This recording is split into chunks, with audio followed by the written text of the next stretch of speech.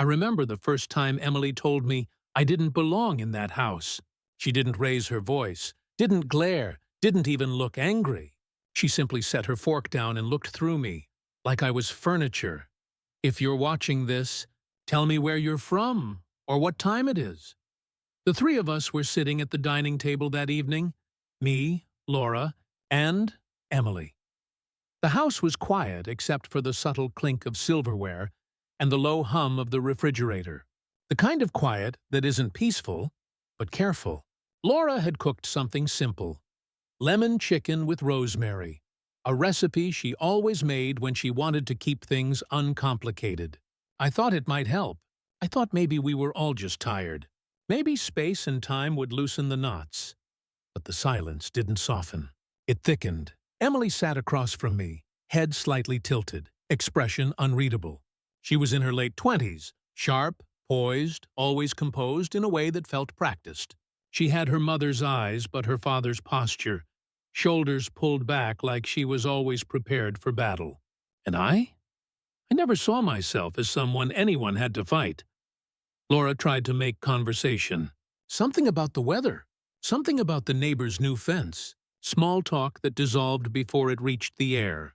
I nodded where appropriate. Emily didn't respond at all. Eventually, the silence became a living thing at the table. Present, uninvited, but impossible to ignore. I thought maybe I should try. I said something simple, something harmless. "Emily, how's work going?" She paused. Then she set her fork down gently, like she was placing a marker on a map. She didn't sigh. She didn't roll her eyes. She didn't look angry. She just said, very softly, "You don't have to pretend, Michael. We both know you're just here." The words should have stung. They didn't, not yet. They just hung in the air like a scent you couldn't place. Laura's hand froze halfway to her glass. She looked at Emily, then at me, then back again, trying to build a bridge with her eyes alone. But no bridge held. "I didn't mean anything," Emily added, still not looking at me. "It's just, you're filling space. That's all." She stood up, took her plate, walked to the sink, and rinsed it. The water was louder than her voice had been. Laura whispered, "She's still adjusting." But the word adjusting didn't feel right. Adjusting implies movement. Emily was immovable. After dinner, I went to the living room. There were framed photos on the sideboard. Years of memories I wasn't part of. Emily at 12, missing one front tooth. Emily at 17, graduation cap crooked. Laura holding her close, the two of them laughing in perfect synchronicity. A history sealed long before I arrived. There was one photo displayed more prominently, a family picture taken at a park. I recognized the image. It had been on the fridge before, but this version was different, slightly narrower, as if trimmed. I picked it up. I could see where the cut had been made. Clean, precise. A careful absence where someone once had stood. Her father. Or perhaps someone else. Either way, someone had been removed, erased, cropped out as neatly as a name from a document. This was a silent edit, a revision of narrative without explanation. Laura appeared beside me, her presence soft but heavy. "Emily did that a long time ago," she said quietly, as though she were confessing. I nodded. I didn't blame Emily. Children hold on to origin stories tightly, even when those stories break them. But Emily had looked at that empty space and believed I was the intruder. That evening, I sat outside on the porch. The air was cool, the sky overcast, and the street was quiet except for a distant dog barking somewhere down the block. I listened to my own breathing, slow and steady. I wasn't angry, just aware. Aware that I had stepped into a life already shaped. Aware that I was a sentence added to a chapter already written.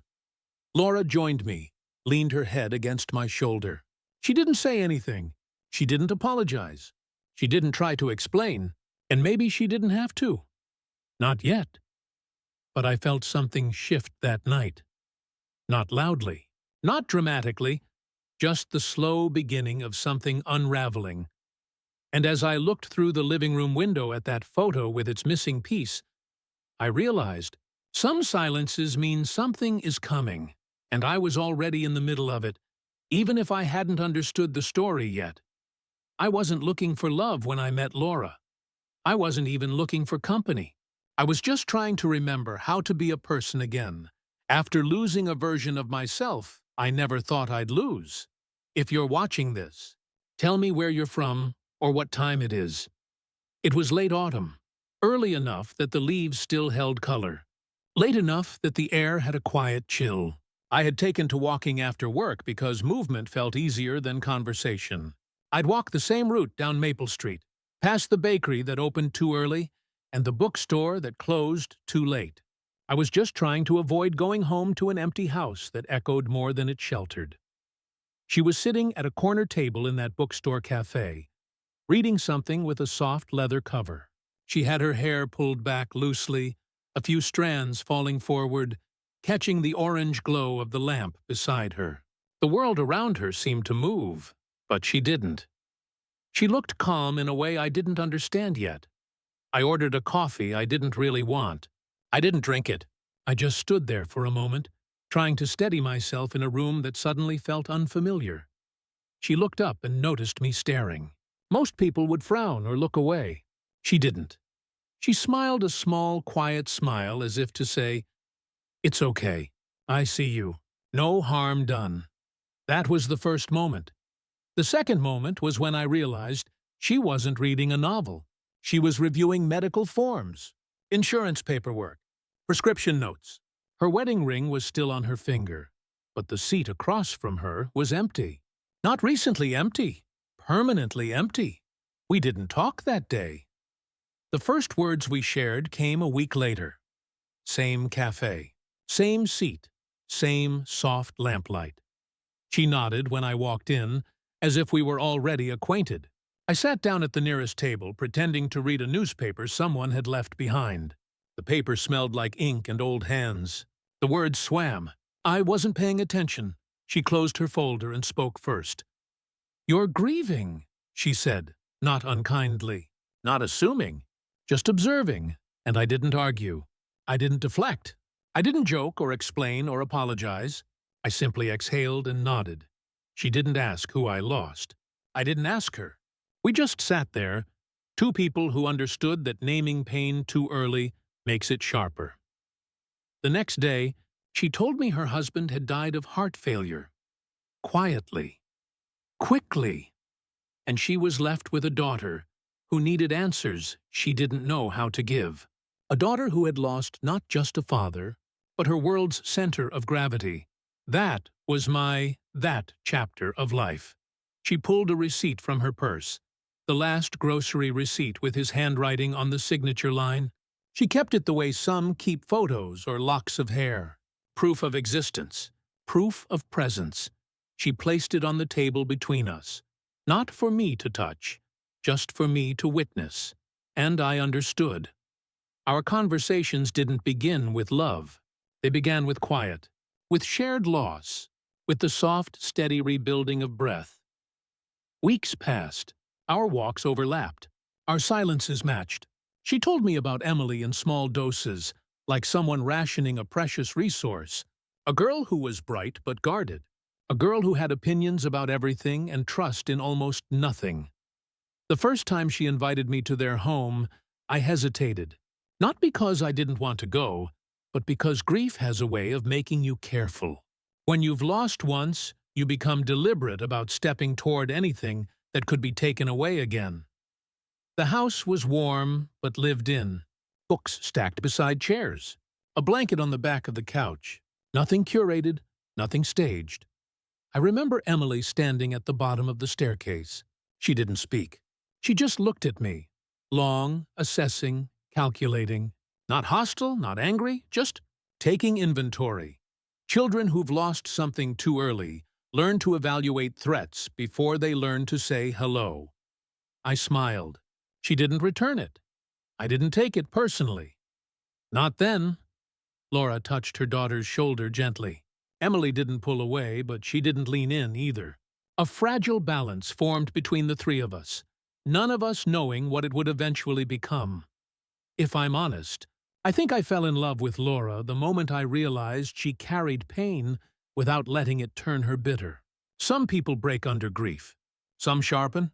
She softened, not to weakness, but to clarity, and I wanted to learn how to do the same. Looking back now, that was the beginning. The quiet intersection of two wounded lives trying to move forward. What I didn't know then was how tightly Emily held on to the past, and how deeply someone else had shaped her understanding of me long before I arrived. I moved into Laura's house on a warm morning in early spring, the kind of morning where the air carries the promise of change, even if no one is ready for it. If you're watching this, tell me where you're from, or what time it is.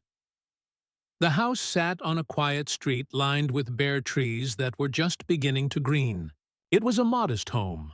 2 floors, wide windows, ivy growing along the left side like time itself had been trying to reclaim the brick. The first time I stepped inside, I noticed how lived-in it felt. Not messy, just full.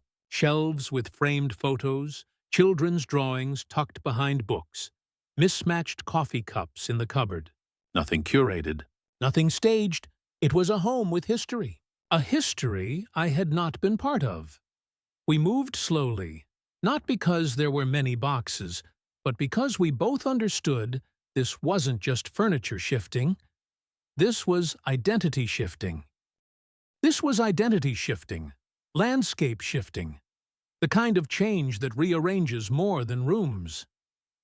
Laura placed my books on the lower shelf of the bookcase so they wouldn't mix with the ones on the upper shelf, the ones that belonged to Emily's father. A small detail, but I noticed, and I appreciated it. But Emily noticed too. She stood at the top of the stairs, arms crossed over her chest. She didn't come down. She didn't speak. She just watched, like someone observing strangers unpacking artifacts in a museum that once belonged to her. There was no malice in her eyes, just distance, a kind of quiet anger that hadn't yet found its words. We didn't force conversation. Sometimes silence is the most honest thing in a room. Later that afternoon, Laura showed me the backyard. The grass needed trimming. The patio furniture was weather-worn. The swing set in the far corner had rust on its chains, Emily's childhood hanging in suspended memory. We stood there, the breeze carrying the faint smell of cut grass from some neighbor's yard. "We'll make new space," Laura said softly, like she was asking, not declaring. I nodded. But space isn't something you create with empty rooms. It's something you earn, with time, presence, and patience. And time requires permission. I think Emily felt that before any of us did. That evening, we ate dinner together for the first time in that house. Laura cooked pasta, simple, gentle food. Emily didn't join us at the table. She took her plate upstairs, footsteps steady, quiet, measured, no argument, no scene, just separation. I didn't take it personally. Not yet. After dinner, I wandered into the living room. There was a framed photograph on the mantel, a family beach photo. The original version had been taken years before I ever stepped into their lives. It showed Laura, young and sun-warmed, holding Emily against her hip. A man stood beside them, arms around both. But in this version, the man had been cropped out, not removed messily, no jagged scissors or torn edges. It had been professionally reframed, symmetrical, clean absence disguised as composition. This was that day. The property deed copy taped inside a manila folder on the counter. Laura's name only. Emily had grown up in a house where the walls remembered another man. A man who, to her, had been central, steady, permanent. Whether or not that was true didn't matter. Children don't remember the facts of a person.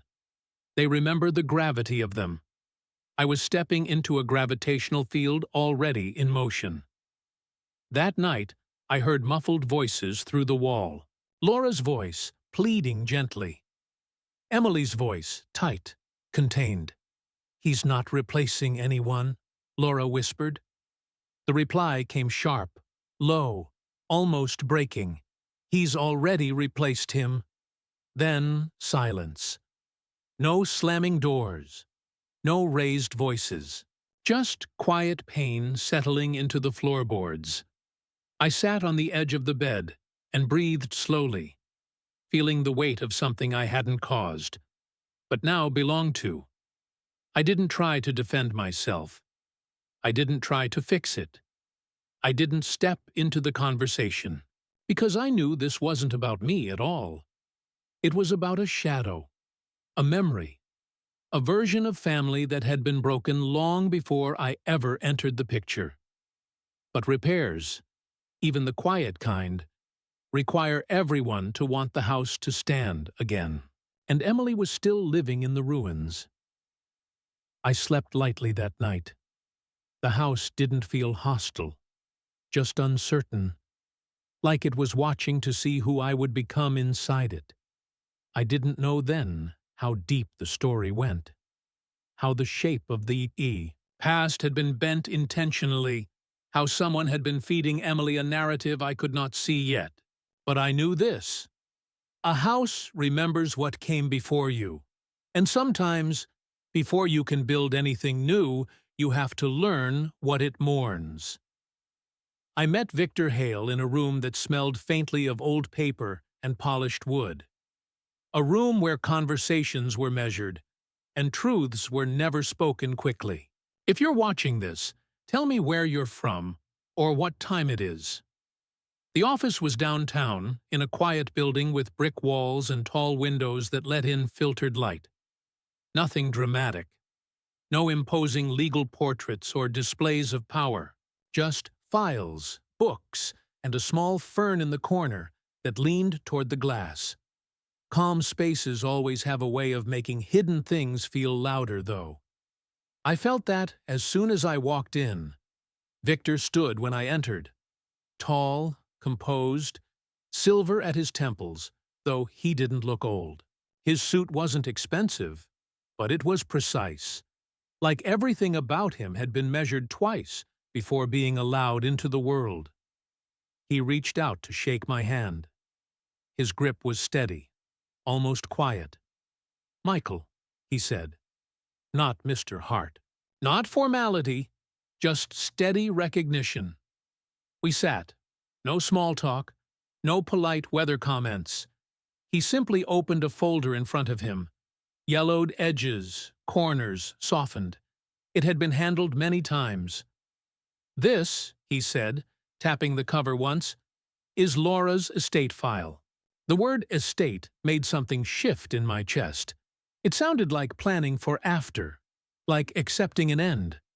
And the truth was, we weren't there yet. Or maybe we were. Denial is a slow, dissolving thing. "I know what you're thinking," Victor said, though I hadn't spoken.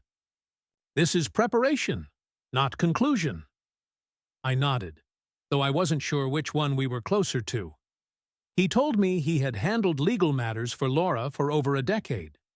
House purchase, insurance, healthcare directives, and, he said this part gently, the previous will. The one she made when Emily's father was still alive.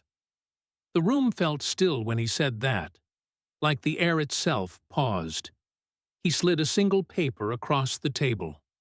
A pamphlet titled "Planning Ahead: Medical Decisions and Family Documentation. Simple Words for Complicated Realities." "Laura asked me to speak with you," he said. "She wanted to begin formalizing responsibility, joint decisions, shared authority." He was saying something kind, something that acknowledged my place in Laura's life. But he wasn't finished. "She also asked me," he continued, with a carefully controlled tone, "to note that there are details regarding Emily's understanding of her father. Details she has not yet shared. Not unknown details, not unclear details, not confusing details. Undisclosed details. Things kept, things protected, things hidden. I sat back in my chair. The filtered light through the window made patterns across the desk, rectangular lines like folded paper, like sealed envelopes. Emily believes certain things, Victor said, and she believes them deeply. Those beliefs influence everything. It was the first time someone external had acknowledged what I had felt in silence, that Emily's anger did not come from me. It existed before I ever arrived. What should I do? I asked. Nothing, he said, without hesitation. Not yet. Truth has timing, and Laura must be the one to choose when it is spoken. There was no drama, no cinematic swell, just an understanding. I was stepping into a story already written, and the missing pages weren't mine to reveal. We ended the meeting with signatures, not final documents, just consent forms, joint decision acknowledgement, healthcare communication rights, a paper trail beginning. As he closed the folder, Victor looked at me, not unkindly, just directly. "You love her," he said. It wasn't a question. "Yes," I answered. "And you care about Emily." "I do." "Then understand this." His voice lowered, not secretive, but weight-bearing. Love does not remove past narratives. It only has the chance to rewrite them. Slowly. He stood, signaling the meeting was done. But before I reached the door, he added one final line. "There will come a moment when Emily's past meets your presence. When that happens, stay calm. Let the truth speak first." I nodded. I didn't yet understand how heavy that advice was. But I would. Soon. That night, I returned to the house. The lights were off except for the kitchen lamp. Laura sat at the table, hands wrapped around a mug she wasn't drinking from. Emily's door upstairs was closed. Quiet, but not peaceful. The kind of quiet that waits. I sat across from Laura, just as we once had in the cafe where we first met. We didn't speak. We didn't need to. There are some truths you feel long before you hear them, and that house was holding one. I didn't think much of the phone call at first. It came in the late afternoon, the hour where sunlight feels thin and tired. Laura had felt dizzy earlier, but she told me to go ahead and finish the errands. She said she was fine. She always said she was fine. If you're watching this, tell me where you're from, or what time it is. But when the hospital receptionist called, her voice steady, professional, too calm to belong to good news, I understood, without her saying anything, that the day had turned. I drove quickly, but not recklessly. Panic has two forms: the loud kind that sends you running, and the quiet kind that focuses you into something sharp and narrow. This was the second kind. The road felt longer than it was, and the sky outside seemed too large, like the world was expanding while mine was shrinking. The hospital lobby was brightly lit, but the light didn't feel warm. It felt sterile, efficient, like the world had no time for softness here. I asked for Laura by name. They directed me to the third floor. The elevator moved slow enough that I could feel my heartbeat in my throat. When the doors opened, the hallway was dim, even though the lights were on. Hospitals always feel like they're holding their breath. When I stepped into her room, Laura was sitting up, not unconscious, not fragile in the dramatic way stories sometimes show. Just tired. A tiredness that lived beneath the skin. She smiled when she saw me. It was small and real. "I'm okay," she said, which meant, "Please don't panic. Please don't make this heavier. Please let me stay in control of this moment." I sat beside her, I asked what happened. She explained that she fainted briefly while standing in the kitchen. No fall, no injury. Just a moment where the world tilted and she wasn't ready to catch it. The doctor came in a few minutes later, a calm, direct man named Dr. Reeves. He explained the tests they were running. Blood work, heart rhythm scans. Nothing alarming yet, but not nothing. We want to observe for the night, he said. I nodded. Laura nodded. And then Emily arrived.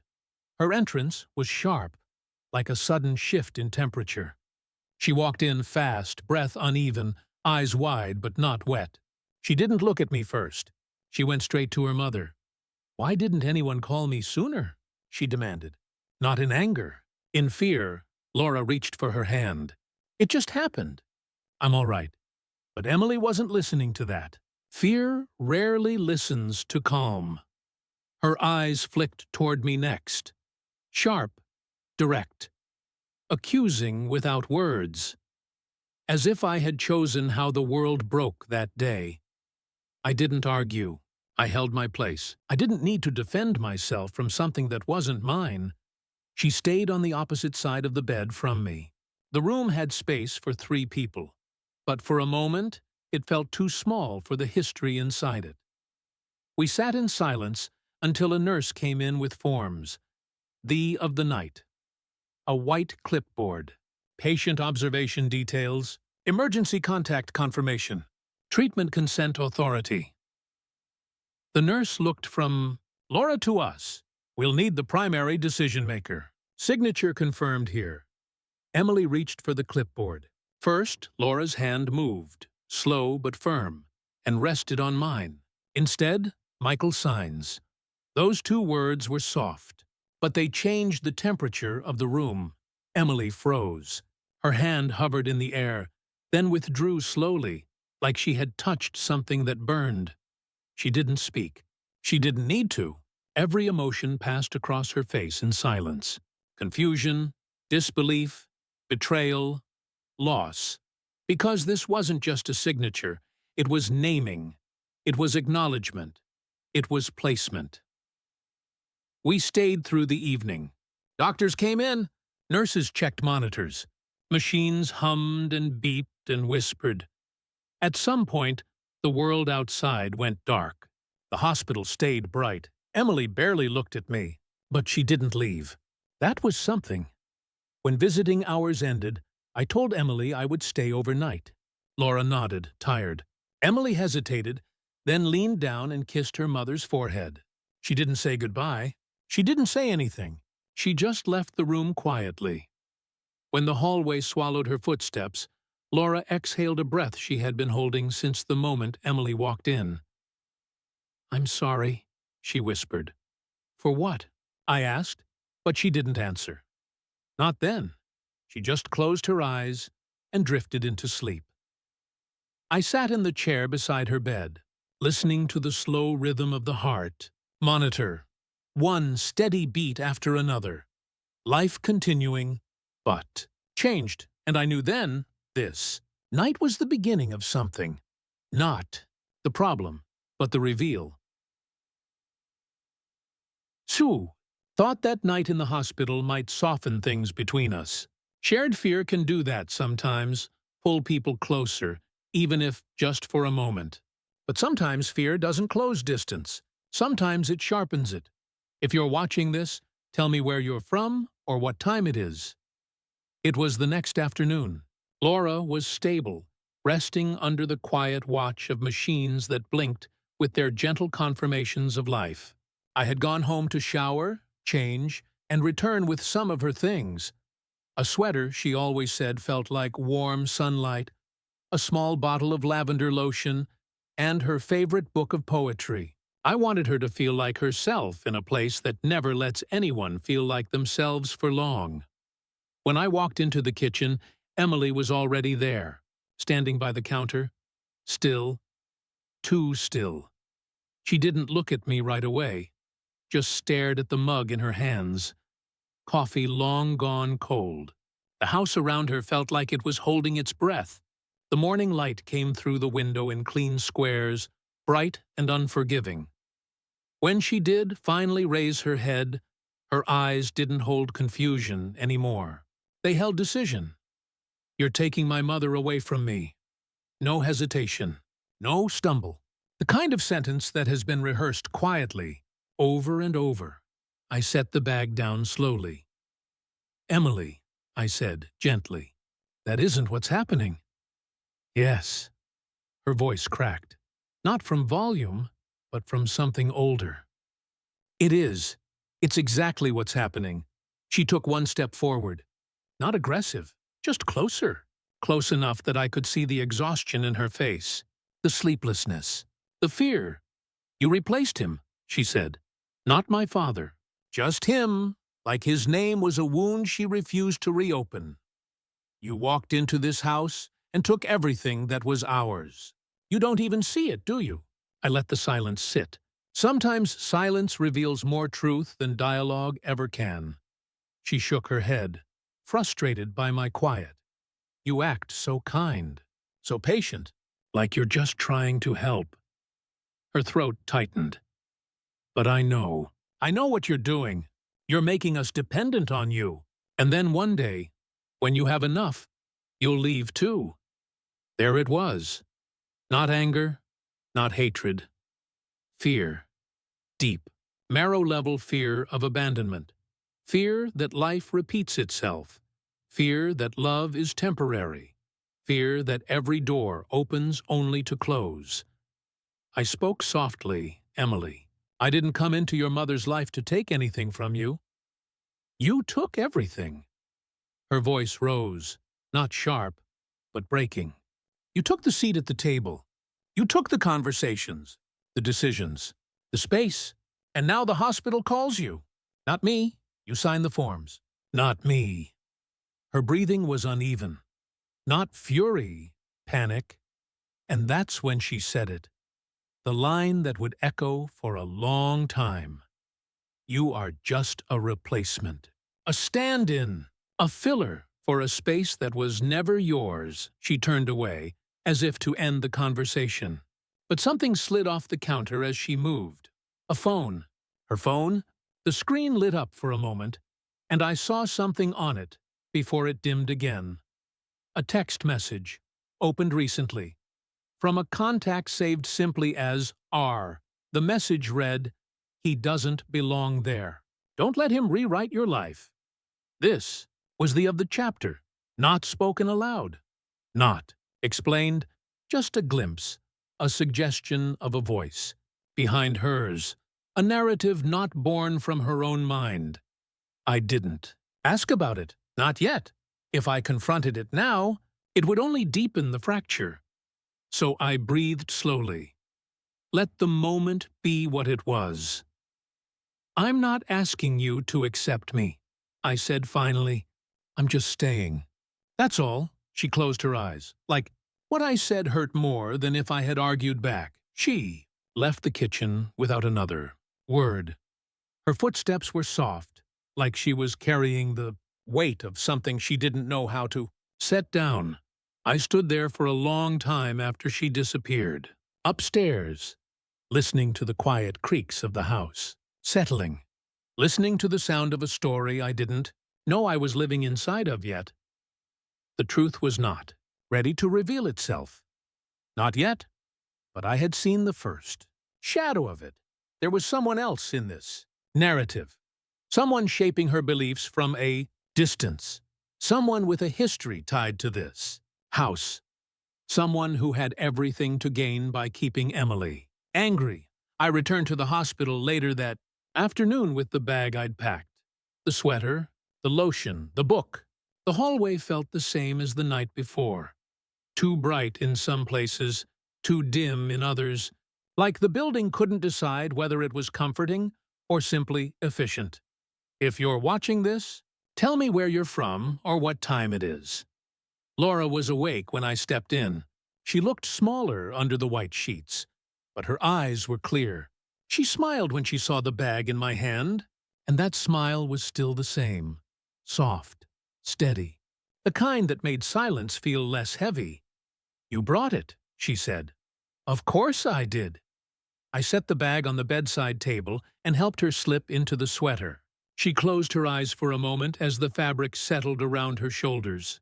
A deep breath, a familiar scent, comfort in a place that doesn't offer much of it. We sat quietly for a while.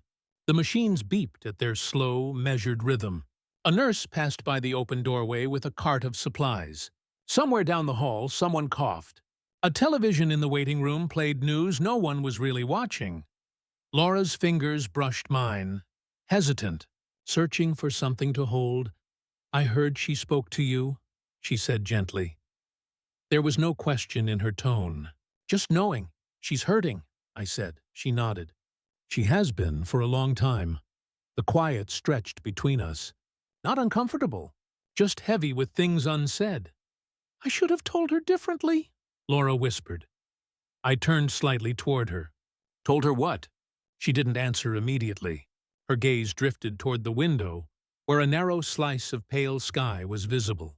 The kind of sky that looks like it can't decide whether to brighten or dim.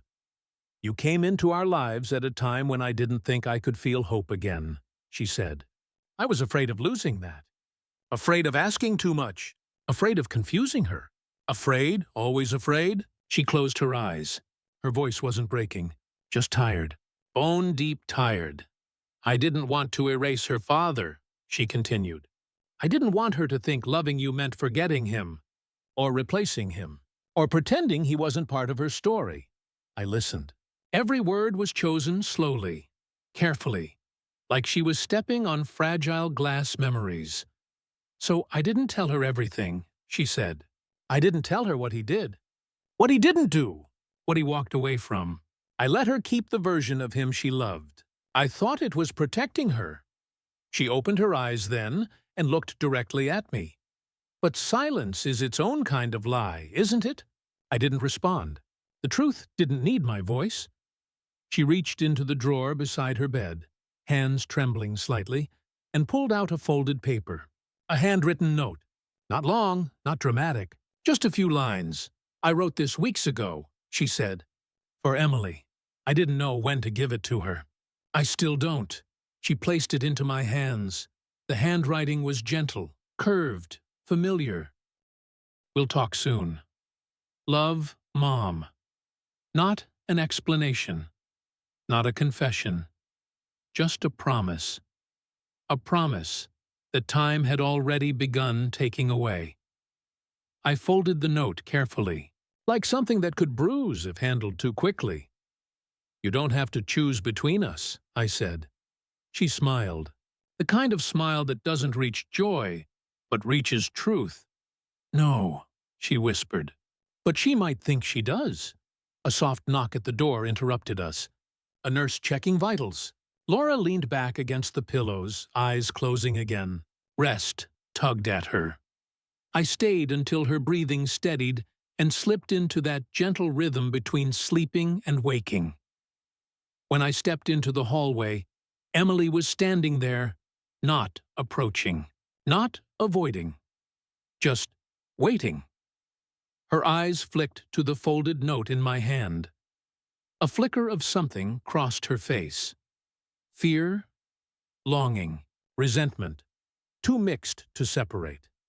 But she didn't ask, and I didn't offer. Some truths hadn't found their moment yet. We stood beside each other without speaking, the hum of the hospital filling the space between us, the kind of silence that means a storm is forming, somewhere just out of sight, and neither of us knew that soon we wouldn't be able to avoid what was coming.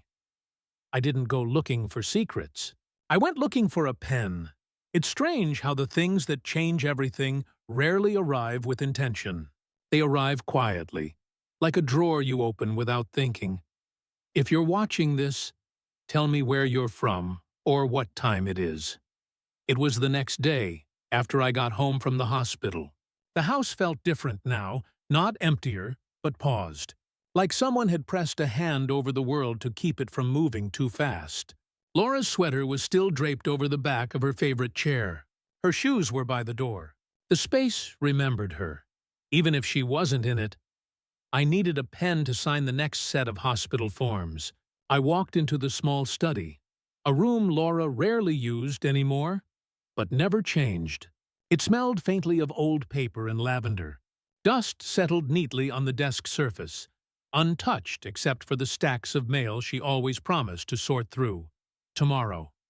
The top drawer opened easily. Pens, loose receipts, a pair of glasses. But the second drawer didn't move. It was jammed. It had always been jammed. The kind of stuck that comes from something lodged near the back. I pressed my palm against the handle and pulled. Harder this time. The wood groaned a little, and the drawer slid open by an inch. Inside, something was wedged. A small wooden box. Old. Polished. The lid worn smooth from fingertips long gone. I pulled the drawer wider and lifted the box out. It wasn't locked. It didn't need to be. Things buried under. Memory rarely need locks. They rely on forgetting.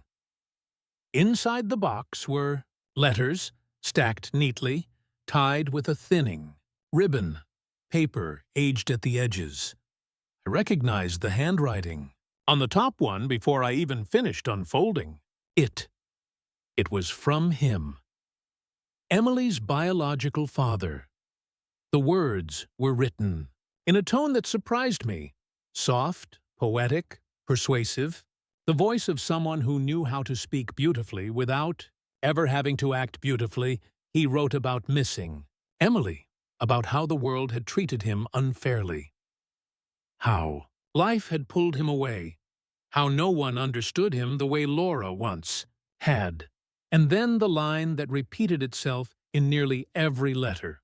Don't let him replace me. Not, don't move on. Not, I hope you're happy. Just a command. A seed. A narrative. I felt the room tilt just slightly, like the floor had shifted a degree off-center.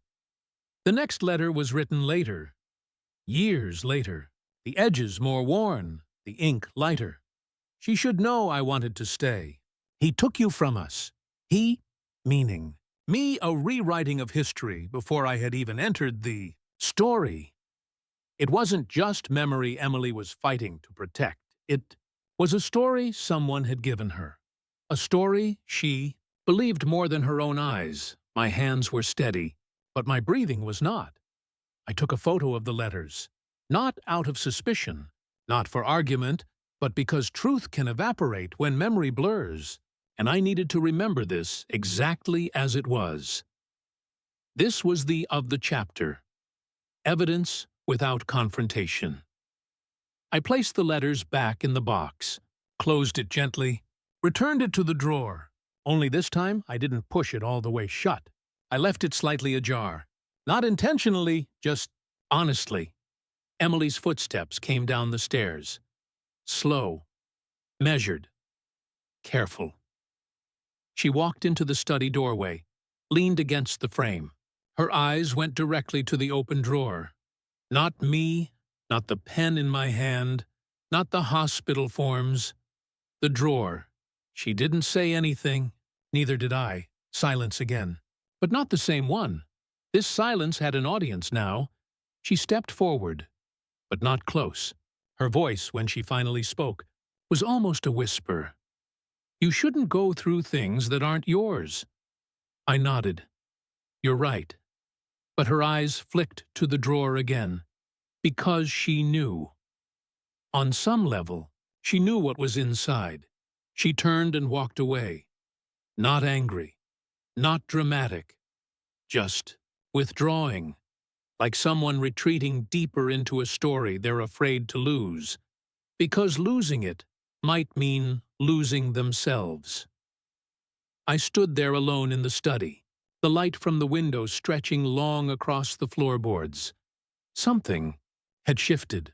A border had been crossed, quietly, irreversibly. Hadn't meant to step into the past, but now I was holding it. Next chapter begins with the hospital, night where fear and truth begin to move closer, together, and secrets no longer have time to stay hidden. You said, 9 Chiya Pontoin. 9 ChatGPT said, Chapter 9, Hospital Quiet Hours. 700 words hospitals sound different at night. The hallways don't echo. They absorb. The lights don't brighten. They watch. It's a place where time stops pretending to move forward. If you're watching this, tell me where you're from, or what time it is. When I returned to Laura's room that evening, she was awake but tired in the way deep water is tired. Still heavy, holding things beneath the surface. The sweater I brought her the day before rested loosely around her shoulders. She looked smaller in it now, or maybe I was just looking more closely. The monitor beside her bed rhythmically chirped out her heart's persistence. Not strong, not weak, just trying. I sat in the chair beside her, and for a long time, neither of us spoke. She finally broke the quiet, her voice soft and slow. You were alone here last night. I didn't want you to wake up alone. She nodded. Not a gesture of gratitude, just recognition. A nurse entered with evening medications. Laura took them without protest. The nurse asked me to sign a form confirming overnight care consent. I signed automatically, the pen familiar in my hand now.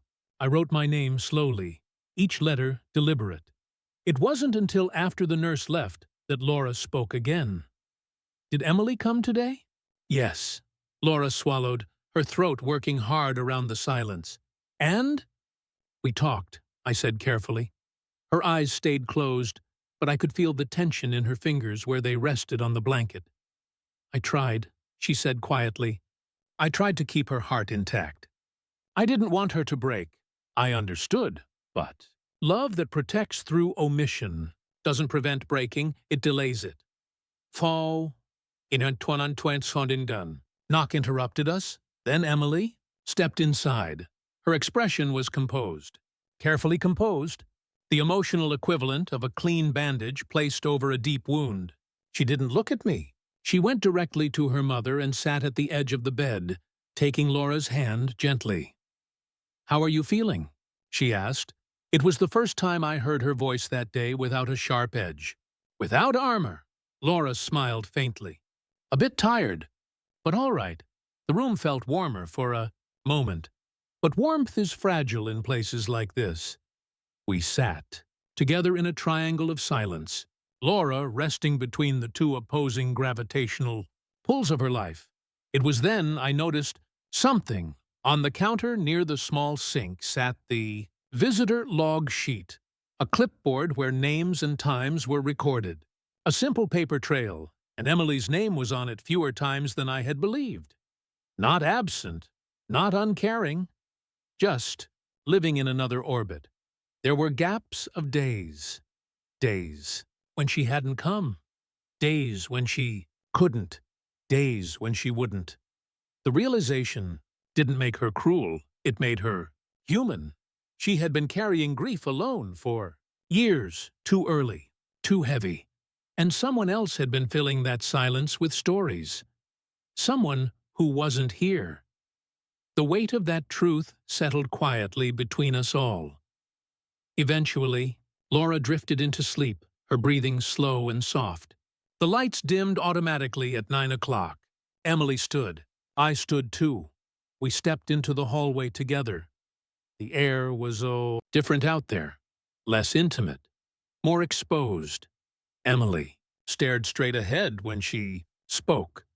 You don't understand her history, she said. Not with anger, just certainty. You're right, I replied. I only understand what I'm given. Her jaw tightened, just slightly. She wasn't used to answers without resistance. She wasn't prepared for someone who didn't try to win because she had been taught by someone to see me as competition. But competition requires two participants. I wasn't playing, she exhaled, quietly, like air leaving something deflated. Then she said something that didn't sound like accusation this time. She used to be so strong. There was no resentment in her tone now, just grief. Old grief. She still is, I said. Emily didn't argue. For the first time, I saw what she had been hiding behind all that precision and sharpness. A child's fear that the world can take your mother. And once it does, there is no second anchor left. Before she walked down the hallway, she said, "I don't know how to do this." I wanted to tell her she didn't have to do it alone. But timing is delicate. Truth can't be forced. And hearts open slowly. By temperature, not logic, so I simply nodded. "I know." She turned and walked away. Her footsteps were soft, like she was carrying something heavy. I watched her disappear around the corner. The hospital went quiet again, but not the same quiet as before. This quiet felt like the prelude to change. I didn't go home right away after leaving the hospital that night. Instead, I drove to the only place that had always felt steady to me, a small cafe at the edge of town, where the lights were always warm and the conversations always quiet. If you're watching this, tell me where you're from or what time it is. The cafe smelled like roasted beans and old wood varnish. It was late, but they stayed open until midnight, mostly for people like me, people who weren't ready to go home to the thoughts waiting in the dark. Daniel was already there. I had texted him earlier. "Can we talk?" His one-word reply, "Always." He sat at a corner table, the same one we had claimed years ago without ever saying it was ours. He was stirring his tea when I walked in. He didn't stand, didn't smile big, didn't ask what was wrong. He simply nodded once, the kind of acknowledgement that said, "I'm here. Just start when you're ready." "I found letters," I said as I sat down. My voice felt quieter than the room. He didn't look surprised. Daniel rarely looked surprised. He had the kind of calm that comes from holding his own tragedies long enough for the sharp edges to dull. "Her father?" he asked. I nodded. "And Emily?" "She thinks I replaced him," I said. "Not because of something I did, but because of something she was told." Daniel leaned back in his chair. "Not judgmental, just listening." The cafe noise felt soft around us, murmured conversation, the low hiss of the espresso machine, a spoon tapping gently against ceramic. Life continued, even when lives were pausing. "She's not angry at you," Daniel said finally. "She's angry at the story she was given, and she's trying to protect it." I looked at him. There was no explanation needed. He had lived something similar once. Different people, same shape. When someone is handed a narrative early, he continued, especially one tied to someone they loved, they grip it tight, not because it's true, but because it feels like identity. He stirred his tea once more, slow circles, and identity is the last thing people let go of. I exhaled. It was the first breath in hours that didn't feel forced. He studied me for a moment. "Do you want to fix it?" The question wasn't rhetorical. It wasn't gentle. It was real. "Yes," I said. He nodded once, satisfied. "Then don't fight the story. Don't confront it. Don't argue the past. Just keep showing the present." I frowned slightly. "That feels passive." "It's the opposite," he said. "Arguments harden walls. Consistency erodes them." He placed his mug down carefully, like it held something more than tea. "You don't need her to believe you right now. You just need her to realize the person who told her that story isn't showing up for her anymore. But you are." The simplicity of it was both painful and clear. I wasn't supposed to win against her father's memory. I was supposed to outlast his absence. The of this chapter came, quietly, when the server dropped off our bill. 2. Black and white printed lines. 2 teas. 1 black coffee. The timestamp beneath it marked the time I made the decision to stop defending myself and start simply being present, a decision recorded in ink. I slid the receipt into my wallet, not because I needed it, but because I knew I'd remember this moment differently if I had proof. When we stepped outside, the night air felt clean, cool, steady. Daniel paused before getting into his car. "One more thing," he said. "When the truth comes, it will come fast. You won't need to push. You'll just need to stay calm." I nodded. Calm. Present. Unwavering. I drove home slowly. The streetlights passed in quiet intervals, marking distance the way the heart monitor had marked time the night before. When I walked in, the house was dark, but there was one light on. The study. The drawer, left open the same way I had left it, except now, the wooden box wasn't inside. Emily had found it. The story had already shifted. There would be no going back from this point. I didn't intend to follow her. I didn't even know where I was going when I left the house. Sometimes your feet understand what your mind refuses to say out loud. If you're watching this, tell me where you're from or what time it is. The study drawer had been left open. The wooden box gone. The letters gone, but it wasn't theft. It wasn't anger. It was retrieval. Emily had taken back the story she believed was hers to protect. The house was too quiet. Rooms dense with silence. The kind you can't stay in without sinking. So I stepped outside and just walked. No coat, no plan. The late evening air was cool and thin, the sky beginning to dim into that gray-blue quiet before night. Halfway down Maple Street, I saw her, Emily, crossing the road, coat wrapped tight, shoulders pulled in, moving quickly, but not in panic. In purpose. She didn't see me, or maybe she didn't look. I followed, not close, not secretive, just enough to understand where she was going. She turned into a small restaurant on the corner, the kind with dim amber lights and tall windows fogged slightly from warmth inside. I stopped outside near the glass. I didn't press close. I didn't hide. I just watched. She wasn't alone. A man sat across from her, early 40s, clean-shaven, well-kept.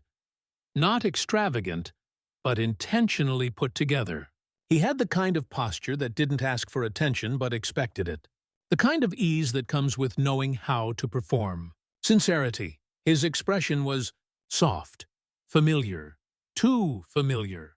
This was him. Vater Satun, father from the letters. The author of the story she believed. He leaned forward slightly, elbows on the table, speaking in quiet, calm tones. Emily listened the way people listen to voices they learned to love before they understood language. I stepped closer, not to hear, but to see better. His gestures were practiced, gentle hand movements, tilt of the head, a concerned half-smile. He was speaking with intention, persuasion disguised as tenderness. Emily looked hurt, not angry, hurt in a way that made her seem young, fragile, lost. She pulled the wooden box from her bag and set it on the table. My chest tightened. He opened it casually, as if opening a past he had curated. Himself. He touched the letters like a magician touches. Cards familiar, proprietary. Watched his expression carefully, looking for remorse. There was none, only satisfaction. This was control. This was influence. This was a story being maintained. Server came to pour water. I stepped away from the window, blending with the flow of people on the street. I didn't want to cause a scene. I didn't want to be seen as the intruder. I didn't want to feed the narrative he had written for me. But I watched. After a few minutes, Emily reached for her purse, but the man stopped her hand, gently, almost tenderly, and slid his credit card to the edge of the table to pay. A gesture meant to feel protective, supportive, reassuring. A gesture that said, without words, I'm still the one you belong to. That was the of this chapter. The credit card receipt printed at the table. Proof of involvement. Proof of presence. Proof of influence. When the server brought the receipt for signature, the man leaned back in his chair, looking casually toward the window, toward the street, toward me. And in that moment, his eyes met mine. He didn't flinch. He didn't look guilty. He didn't even look surprised. He looked like someone who had expected this moment. He lifted the pen and signed his name slowly, not breaking eye contact. Not once. Then he smiled, not warmly, not kindly. A smile that meant, "You're already too late. I've already written the story, and she believes it." Emily turned to look out the window too, following his gaze, but I stepped back before her eyes could reach mine. I didn't leave because I was afraid. I left because she wasn't ready to see me watching that moment. This wasn't the time for confrontation. This was the time for understanding. I walked home slowly, my heartbeat steady, my thoughts clear in a way they hadn't been before. I wasn't fighting Emily. I was fighting a memory rewritten by someone who needed to remain heroic in her eyes. But memory is paper. Paper can burn. Paper can tear. Paper can be replaced. And truth, when it arrives, doesn't knock. It enters. It happened slowly at first, so slowly that we kept telling ourselves nothing had changed. A little more fatigue, a little longer to stand, a little shorter of breath after walking from the bed to the chair. But small changes have gravity. They pull everything with them. If you're watching this, tell me where you're from or what time it is. When I arrived at the hospital the next morning, Laura was sitting upright, but the brightness in her face had thinned. There was a quiet tremor in her hands, not dramatic, just barely visible, like the body was whispering its limits. She smiled when I walked in. She always did, even now, but it was the kind of smile someone learns to give to reassure others. The doctor returned later in the morning with test results. His tone was gentle, too gentle, the kind used when information carries weight. "We're seeing signs of cardiac strain," he said. "Nothing catastrophic at this moment, but we should prepare for monitoring and support treatment." Prepare, support, monitor. The language of medicine knows how to avoid saying decline directly. I nodded, while Laura listened with her hands folded tightly together. She asked one question. "Is this something we can manage at home?" The doctor hesitated a heartbeat too long. I felt that silence more than I heard the words that followed. Visiting hours came and went. Nurses moved around us with soft efficiency. The clock hands drifted, slow and heavy. The world outside kept moving, but ours had narrowed to the dimensions of one hospital room. Emily came in the afternoon. Her movements were controlled, not graceful, but defensive. The kind of control someone uses to hold back everything unsaid. She kissed Laura's forehead. Their eyes held. And for a moment, they looked the way they must have years ago. Two people who were each other's whole world. But moments like that are brief when fear is near. "How are you?" Emily whispered. Laura didn't answer right away. She just squeezed her daughter's hand. I stepped aside, giving them space. My presence wasn't the center here. I knew that. I had always known that. While they talked quietly, I moved to the small sink near the back of the room and began organizing the medication tray, lining up bottles, labels outward, caps secured. Not because it needed organizing, but because caring sometimes looks like keeping small things in place when big things are falling apart.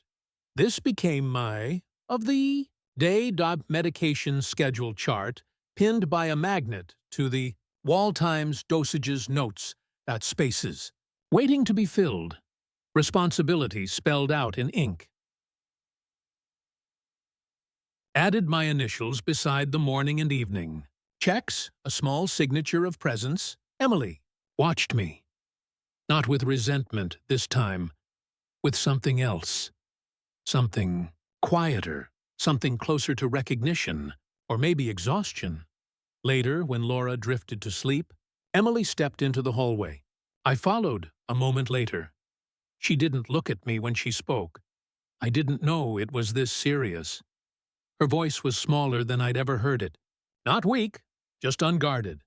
They're still running tests, I said. But we'll handle it. Together. The word together didn't land softly. It landed like an invitation. She didn't know how to accept. She rubbed her fingertips together. Nervous. Movement she rarely showed. She used to take care of everything, she whispered. Bills, appointments, the house, me. She always made it look easy. Her breath wavered. I don't know how to do that. I don't know how to be the strong one. And there it was. The truth she never said before. Her anger was grief wearing armor. Strength isn't loud, I said. Most of the time it's just staying when things get hard. She didn't argue. Her eyes glistened. But no tears fell. Tears require release. She wasn't there yet. We stood together, not close, but not far. The hallway lights flickered once. Hospitals always feel like they're halfway between life and memory. The doctor walked past then, nodding to me with a quiet look that said more than words could. Time was no longer something we could stretch. It was something we needed to hold carefully. When we returned to the room, Laura was still asleep, her breathing soft and steady. Between the three of us, the silence felt different, not hostile, not cold, just aware that the story was moving toward something unavoidable, something that would require truth, something that could no longer wait behind drawers and letters and unspoken history. Next chapter begins when Victor calls Michael and places a sealed envelope on the desk. The will that was changed 2 years ago. I didn't sleep the night after Laura's decline. I sat in the living room with the lamp on low, watching the shadows on the wall shift with passing headlights. The house felt paused, like every object was waiting for something to be decided. If you're watching this, tell me where you're from or what time it is. Just after sunrise, my phone buzzed. The name on the screen was Victor Hale. His voice was steady as always, but not neutral this time. Something weighed in the pauses between his words. "Can you come in this morning?" he asked. I didn't need to ask why. I just said, "I'll be there." The city was quiet on the drive. Early hours soften everything. Even grief feels gentler before the day remembers itself. Victor's office hadn't changed. Same filtered light, same fern leaning toward the window, same scent of paper and something like dust and order. But the air felt different, like the room had been waiting for me. He gestured for me to sit. There were no preambles this time, no slow easing into conversation. He opened a bottom drawer of his desk and withdrew a thick envelope, sealed and stamped with 2 witnessed signatures. Laura's handwriting on the front. Curved, gentle, familiar. My chest tightened.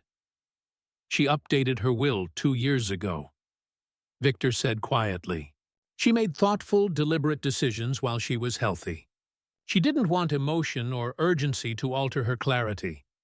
I nodded because I couldn't speak yet. He continued, "You and Emily will both be notified when the time comes, but she wanted you to be aware of the changes." Now, privately, he placed the envelope on the desk between us, not sliding it, not pushing it, setting it down like something alive. But he didn't let go of it. He kept his fingertips lightly on the top edge, holding it in place.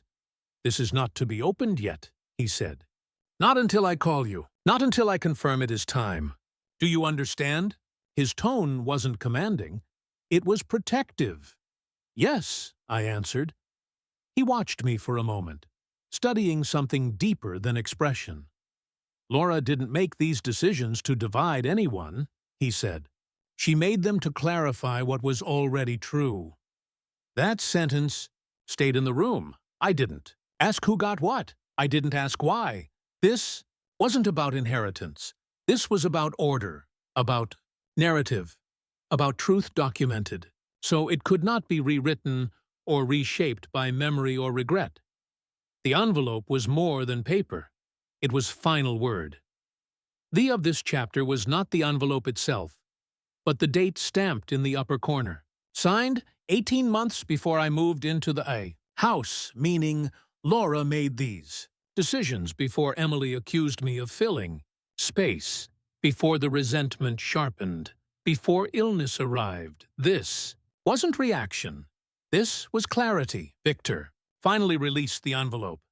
Not to me, just letting it sit freely between us.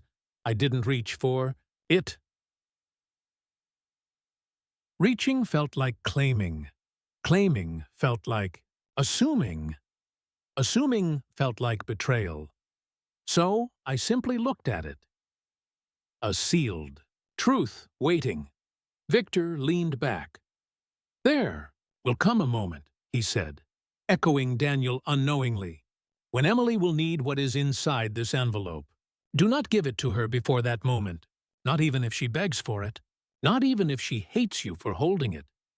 His eyes were steady, not hard, not stern, just sure. Truth has timing, he said softly. I exhaled slowly. It felt like the room did too. I picked up the envelope, not to open it, just to hold it. It was heavier than I expected, not physically, just in meaning. I placed it carefully inside my coat. Secure, close, but not too close. When I stood to leave, Victor said one last thing. Michael, he said. I turned. She chose you. Not romantically, not sentimentally, structurally, emotionally, legally, deliberately. I nodded, because anything I tried to say would have broken in the air. When I returned to the hospital, I sat beside Laura again. She opened her eyes briefly and whispered, Did you see him? I did. And the envelope? It's safe. Her hand rested on mine for a moment. Not holding, just knowing. She didn't need to ask if I had opened it. She knew I wouldn't. The truth was waiting, but its hour had not come yet. There are moments when the world doesn't explode, but shifts quietly, like the floor beneath you has moved a fraction of an inch. The kind of shift you don't notice until you try to stand still and realize balance is no longer where it used to be. If you're watching this, tell me where you're from or what time it is. It happened in the kitchen the next evening. Laura was still in the hospital.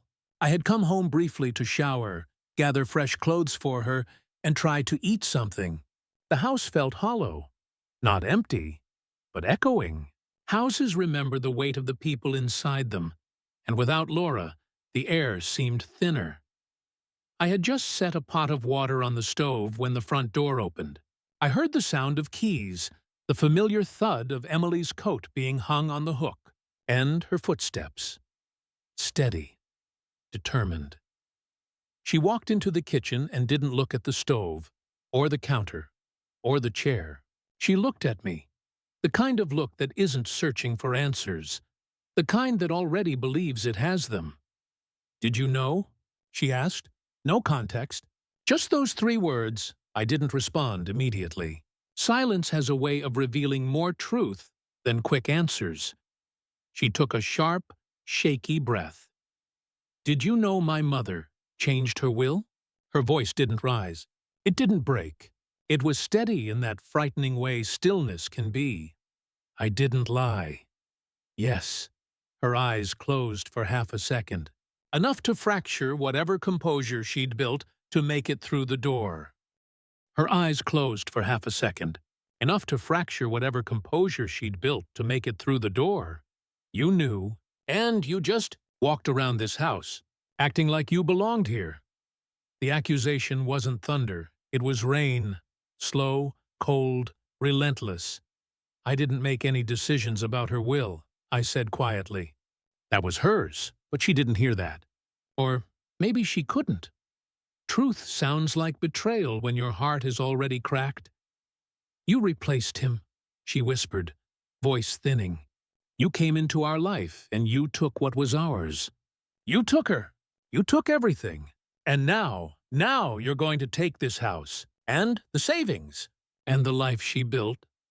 I let her speak, because she needed to. She trusted you, she said, breath unsteady. She leaned on you. And that's how you did it. That's how you inserted yourself.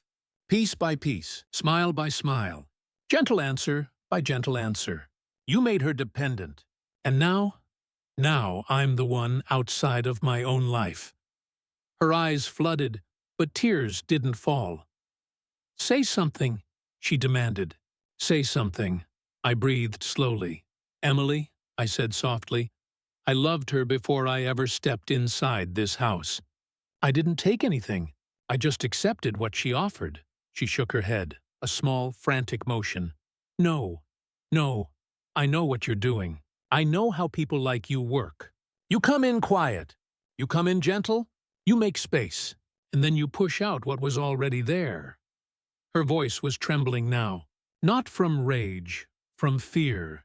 Deep-rooted fear. Fear of being abandoned again. Fear of being replaceable. Fear that love has a limit. And she had reached it. She stepped closer. Too close. You took my mother from me, she said. And you don't even feel guilty. I didn't defend myself, because defending yourself to someone drowning doesn't teach them to swim. It just makes them swallow more water. I let the silence hold us. Then something happened, something unplanned, unintentional. My phone buzzed. A message from the hospital. Call us as soon as you can. The world froze. Emily saw my face change. Her breath caught. No, she whispered. We didn't speak. We just moved. The stove burner still glowing, keys grabbed without aiming, 2 coats taken from the hook in the same motion. We were out the door and down the steps before either of us could think. But right before we got into the car, in the cold air, under the streetlights, just the 2 of us, and the sudden, terrifying stillness, she said something I will never forget. If she dies, I won't forgive you. Not shouted, not dramatic. Just truth shaped by fear. I didn't answer. Not because I agreed, but because grief does not listen to reason. I started the car. The headlights cut into the dark. Together, but far apart, we drove toward the hospital. I don't remember the drive to the hospital. I only remember the feeling, that sense of time stretching and collapsing all at once, like the world couldn't decide whether it wanted to move fast or not move at all. If you're watching this, tell me where you're from or what time it is. When we reached the 3rd floor, the hallway lights felt dimmer than usual. A nurse met us at the door, not saying anything at first, just guiding us. That's when you know. That's when words become unnecessary and unbearable at the same time. Laura was awake. Barely. She looked like someone caught between 2 worlds. Not gone, not fully here. But when she saw us, something in her eyes returned. Recognition. Relief. Love that didn't need sound. Emily rushed to her side first. Her hands were shaking so badly she had to grip the edge of the bed to steady herself. "Mom," she whispered. The word cracked, like it had been waiting years to break. Laura lifted a hand, slow, heavy, as if lifting the weight of every memory she carried. Emily leaned in, and their foreheads touched. No words, just presence. I stayed at the foot of the bed, giving them that moment. Love, even fractured love, deserves privacy. When they separated, Laura looked at me. "Come here," she breathed. I moved to her side. Her hand found mine, cool, light, but steady. You stayed, she whispered. I always will. She smiled, small and tired. The kind of smile someone gives when they've finished fighting. Her gaze shifted to Emily. Sweetheart, she said, voice thin like paper. I need to tell you something. Emily stiffened, not with resistance, but with fear. Laura's thumb brushed her daughter's hand. I should have told you earlier. I should have told you everything. I was afraid. I thought I was protecting you. Emily shook her head quickly, tears finally falling. No, no, it's okay. You don't have to. Yes, Laura whispered. I do. The room was silent except for the quiet beeping of the heart monitor. Your father. She began, but her breath stuttered. I reached for the bedside water intake chart, the record of what she'd taken in that day. The chart was nearly blank. She hadn't eaten. She hadn't been able to. The body knows when it is finishing its story. Laura continued, voice so soft we leaned in to hear. He didn't leave because of us. He left because he couldn't stay. He loved the idea of being someone strong, someone good, but he couldn't live that way. He chose himself, and I let you believe something else because I wanted you to have something to hold on to. I didn't want you to hate him, Emily cried. Not loud, not violent, just tears falling, like something old was finally loosening. Laura squeezed her daughter's hand. Not tight, just present. But you don't have to choose between your memories and your future, she whispered. You can keep what was good and let go of what hurt. Emily nodded, but her face showed she didn't yet understand how to do that. Laura turned her head, slowly, back toward me. And you, she breathed. Thank you for being steady, for loving us, without asking to be chosen. My eyes burned. I didn't speak. Speaking would have turned the moment into something smaller than it was. She looked at both of us then. Her family, imperfect, tangled, real. I want you two to try, she said. Not to be perfect. Just to try. Emily nodded again, crying harder now. I promise, she whispered. I nodded too. We'll try, Laura's breath slowed. Her eyes flickered once, like someone watching a memory across a great distance. Then her hand loosened in ours. The monitor didn't alarm. There was no sudden drop, just a quiet flattening, a soft ending, a gentle leaving. Emily collapsed into her mother's shoulder, sobbing. Small, broken sounds that came from a place deeper than grief. I wrapped my arms around her, not to hold her down, but to keep her from falling apart. The room didn't feel empty. It felt full. Full of everything Laura had ever been. Love, fear, protection, hope, mistakes, forgiveness. It would take time for the loss to feel real. Time for silence, to feel like absence. But already, something had shifted. Not healed, not resolved, just begun. Next chapter begins at the funeral, where presence and absence sit side by side, and the past re-enters the story one final time. Grief changes sound. It dulls some things and sharpens others. The footsteps on linoleum, the opening of a door, the sound of your own breath when you're trying not to cry. If you're watching this, tell me where you're from or what time it is. The funeral was held 3 days later, on a gray morning that didn't bother pretending to brighten. The sky was low and heavy, as if it understood. People arrived in slow waves, friends, neighbors, distant relatives, offering quiet condolences, spoken softly and briefly. Grief makes everyone gentle, even when they don't know how to be. The service took place in a small hall just outside the town cemetery. Wooden pews, simple flowers, nothing elaborate. Laura never wanted grand gestures.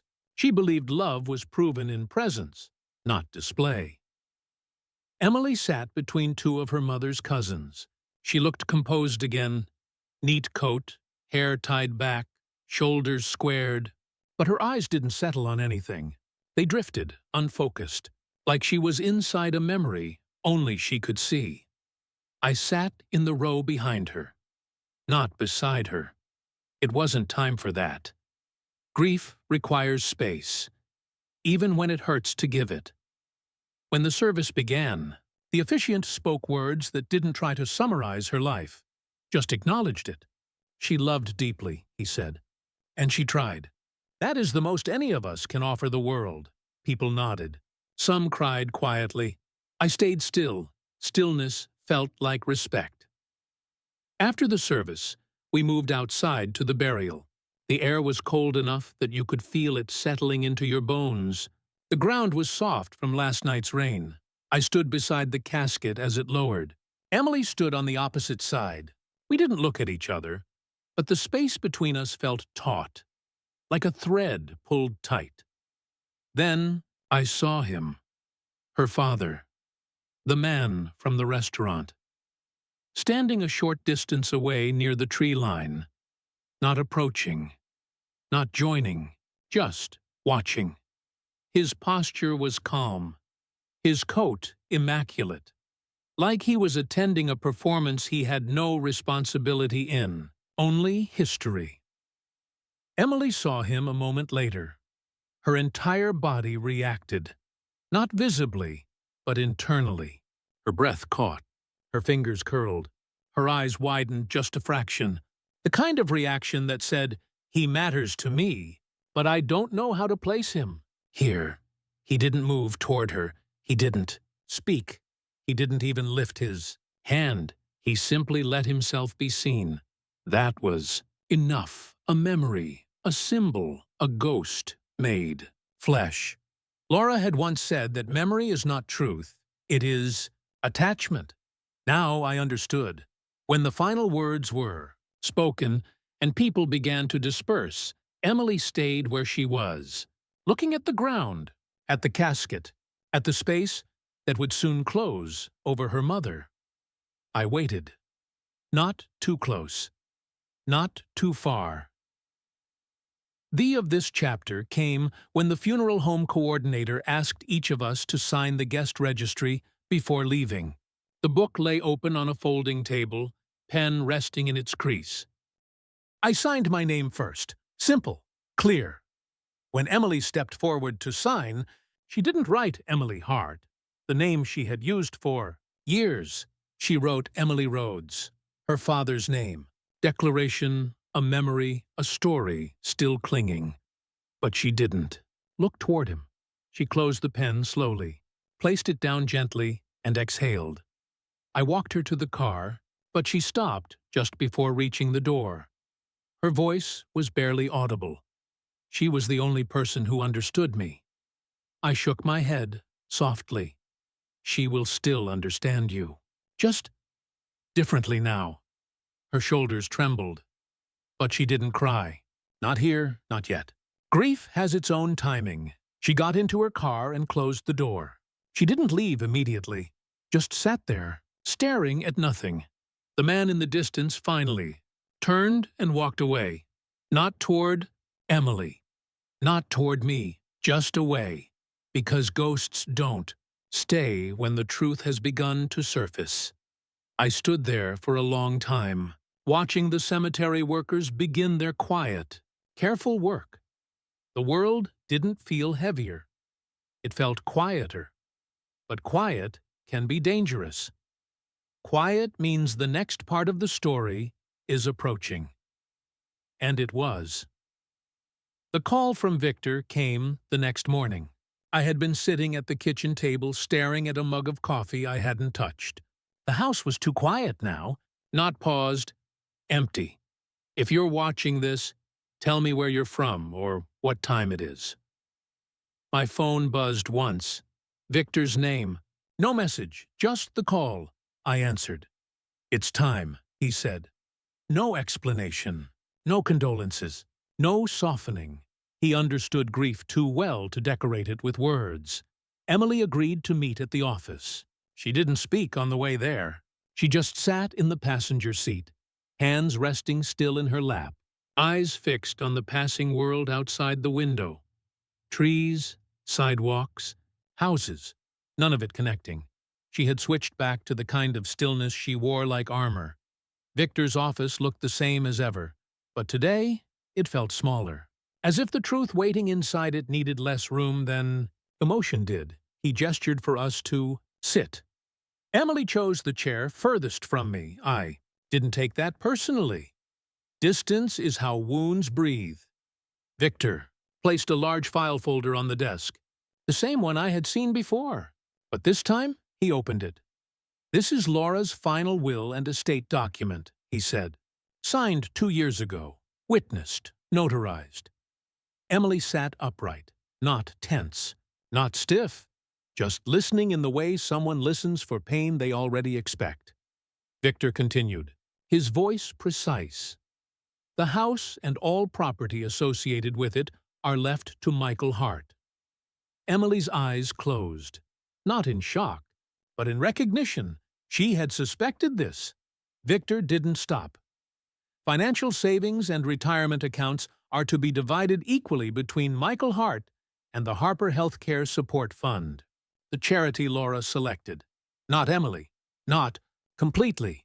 Emily's breath trembled once, her fingers tightened around the edge of her chair, but Victor's tone didn't change. He wasn't defending, he was reading.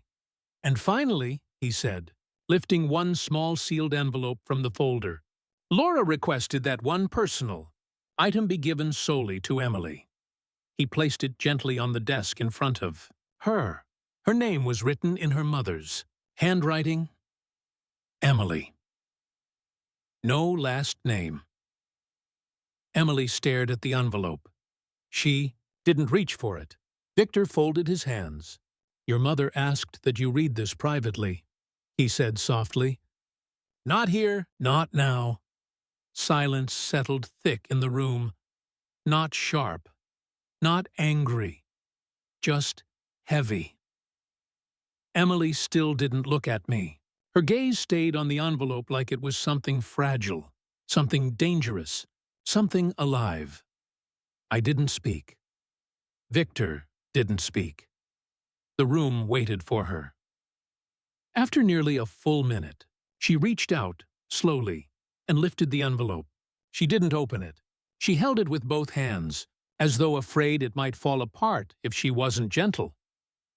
A moment passed, then another. She stood. I thought she might leave, but she didn't. She turned to Victor. "First, thank you," she whispered. Then, finally, she turned toward me. Her voice was unsteady but controlled. The kind of control someone uses when they are trying not to break open.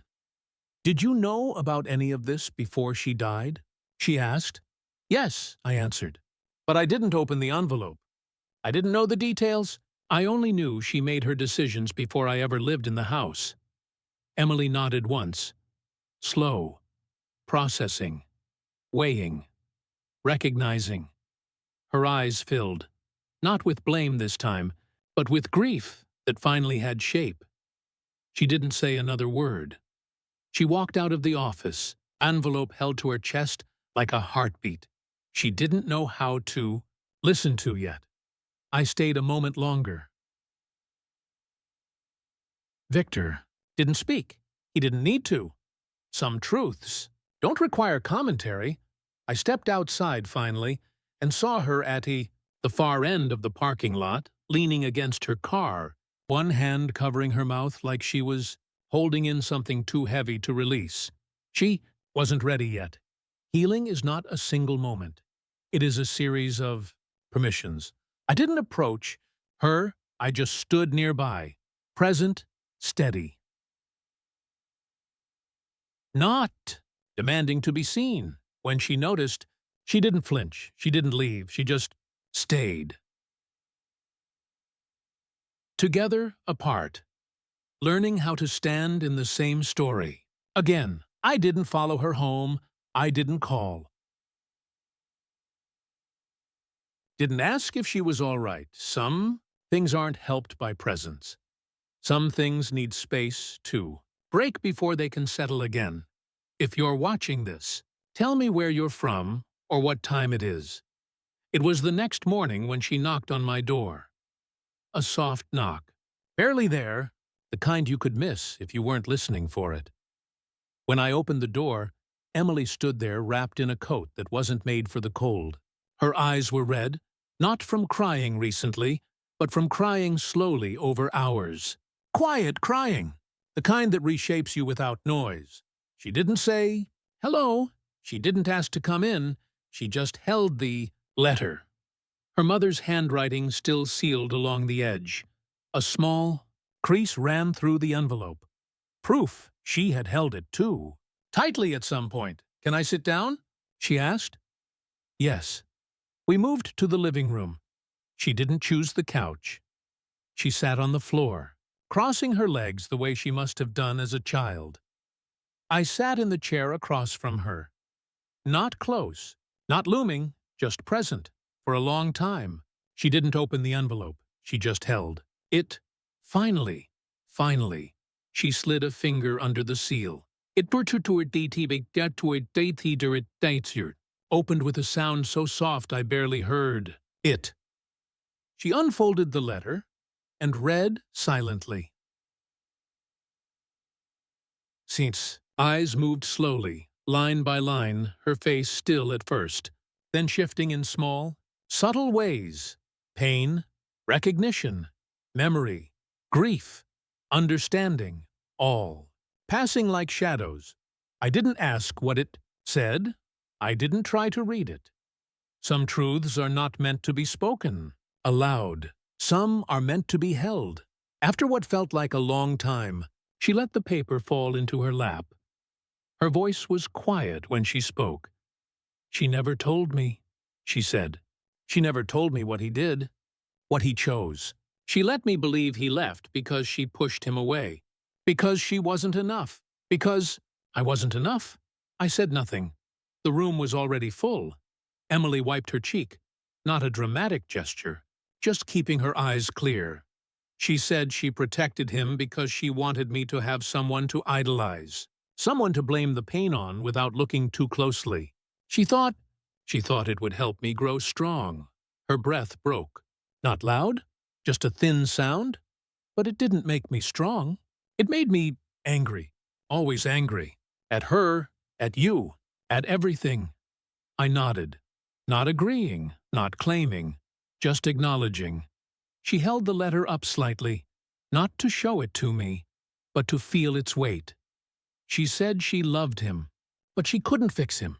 And she knew if she told me that when I was young, I would have tried to fix him too. Her voice faltered again, not because she was overwhelmed, but because she was understanding. "Understanding hurts," she said. "You never tried to take her past, or erase it, or compete with it. You just stayed." And she was grateful. Her eyes lifted to mine for the first time. Really lifted. Saw me. And in her gaze, I didn't see anger. I didn't see accusation. I didn't see defense. I saw loss, the kind that finally had words. I leaned forward, not close, just honest. "She loved you," I said. "Every version of you. Even the angry one, even the scared one, even the one who didn't know where to place her pain." Emily nodded, but only once, a slow, fragile movement. "I know," she whispered. She folded the letter carefully, too carefully, and placed it back into the envelope. This wasn't closure. This wasn't forgiveness. This wasn't healing. It was acceptance of impact. A beginning, not an ending. The in this chapter wasn't the letter itself, it was how she held it. Not with possession, not with desperation, with reverence as something. True, she stood slowly. "I need to go," she said. "I need time." "Take it," I replied. She walked to the door, but before she stepped outside, she paused. Without turning around, she whispered, "I don't hate you." Then she left.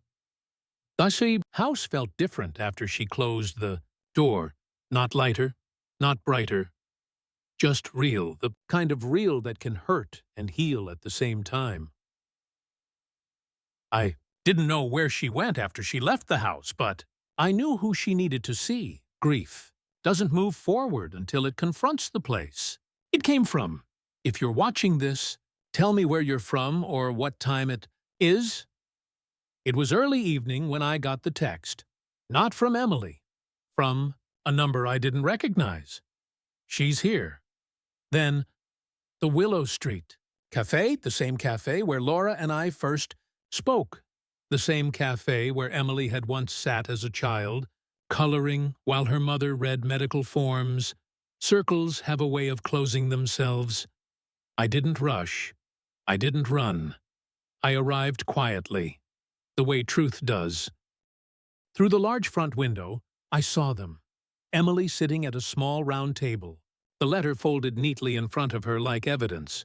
Richard sat opposite her, leaning back with that same practiced ease. His posture said he was still in control. His face said he believed he could talk her back into the story he'd written. But Emily's face was different now, still, clear, not angry, not pleading, just awake. I didn't go. Inside. I stood outside, close enough to see, far enough not to interfere. Emily spoke first. Her lips barely moved, but her voice carried low and steady. You told me she pushed you away. Richard's smile flickered, only for a fraction of a second. But it was enough to change the temperature in the room. I told you, he replied smoothly, that things were complicated.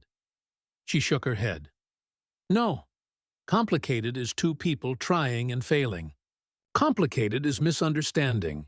What you did was leave. Her voice didn't break. It sharpened. You left. And then you told me a story where you were the victim so I would still love you. His jaw tightened. Just once. Subtle. Like it irritated him to be seen. Emily? No. It was quiet. Final. A door closing without sound. You made me hate her, she said. You made me believe she replaced you, that she chose someone else over us. But she didn't. You chose yourself. The cafe air seemed to go still.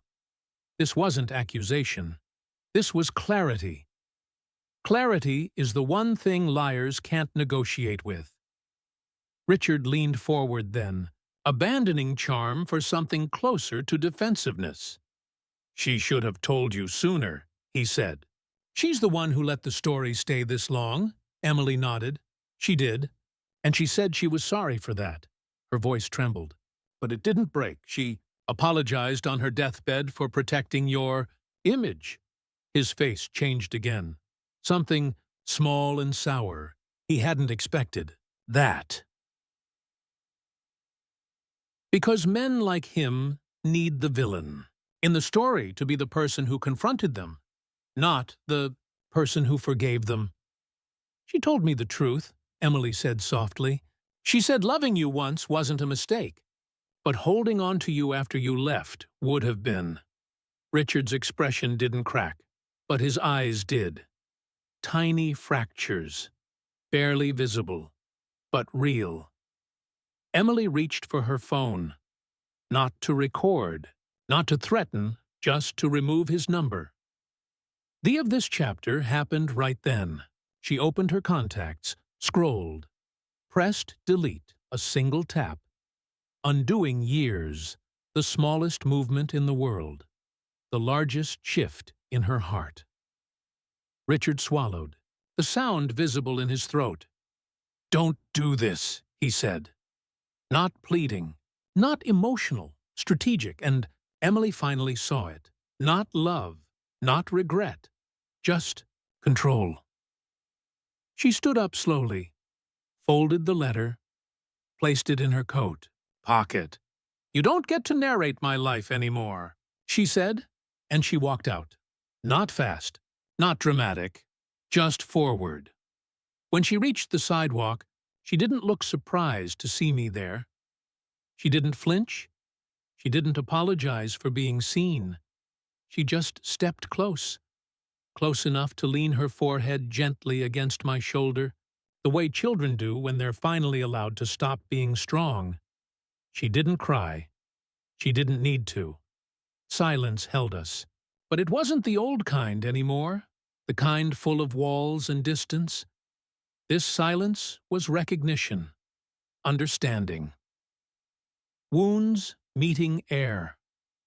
After a long while, she spoke, voice quiet against my coat. "Think I'm ready to go home?" Now. Home. Not house. Not territory. Home, I nodded. We walked back together, not holding hands, not touching, just walking in the same direction. At last. We didn't speak much during the walk home. We didn't need to. Some silences don't separate people, they hold them gently, like hands that aren't touching but still understand each other. If you're watching this, tell me where you're from or what time it is. When we stepped inside the house, the air felt different. Not lighter, not heavier, just true. Nothing to perform, nothing to defend, no roles to hold upright. Just two people who finally saw the same story. I moved toward the kitchen and began boiling water for tea. I didn't ask if she wanted any. She didn't need to answer. The familiarity had finally taken shape. Presence without demand. She sat at the kitchen table, the same table where she once told me I was just filling space, the same table where silence used to feel sharp. Now, it felt quiet in a way that allowed breathing. She rested her elbows lightly on the table, hands folded, head down. Not hiding, just thinking. I placed her mug in front of her. Chamomile. Laura's favorite. She looked at it for a long moment, then wrapped her hands around it, letting the warmth soak into her fingers. "I don't know how to do this," she said, softly. She wasn't talking about tea, or grief, or forgiveness. She was talking about life from this moment forward. "I don't either," I said. "But we don't have to know yet. We just have to stay." Her throat moved. One small swallow. "I used to think love was choosing someone once," she whispered. "Like picking a team, a side, a story, and then holding on to that forever." Her eyes lifted to mine, tired, worn, open. "But it's not, is it?" I shook my head gently. "Love is choosing again and again, every day, even when it hurts, especially when it hurts." She nodded. Not for me, but for herself. The kettle clicked off. Steam drifted. The house didn't echo anymore. It breathed.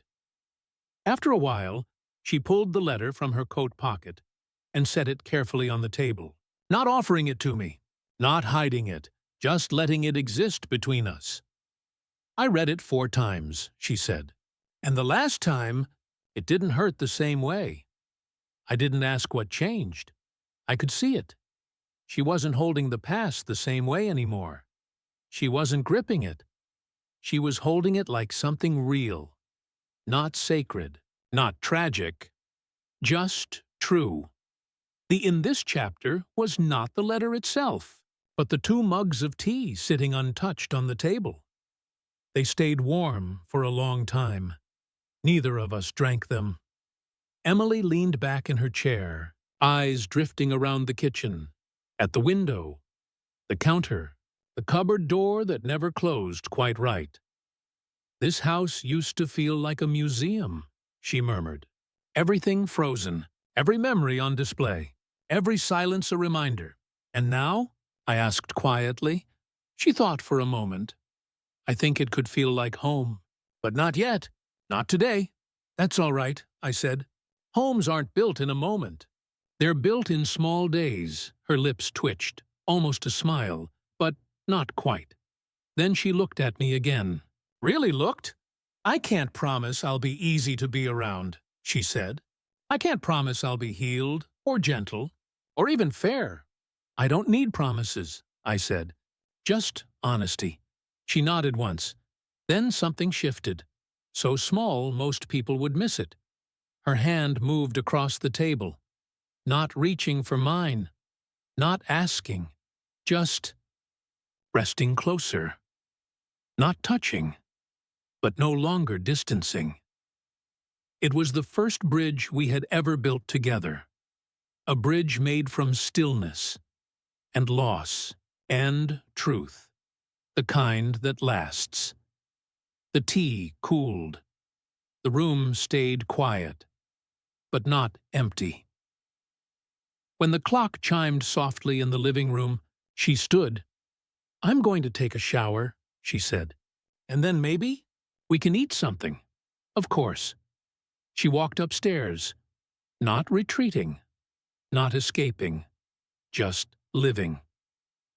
I sat at the table alone, breathing into the moment, not relieved, not triumphant, just present.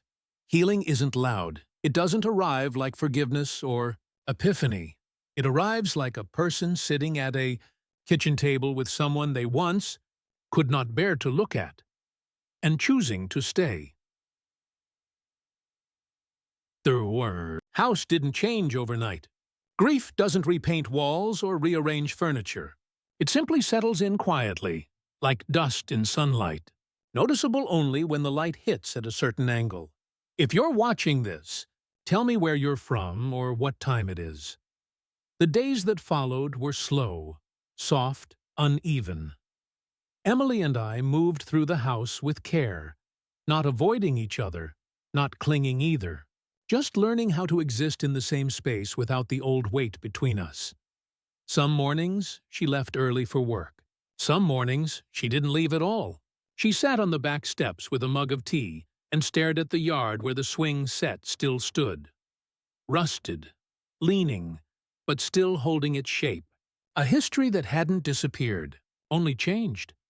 I didn't try to fix anything. Not the swing, not the silence, not her.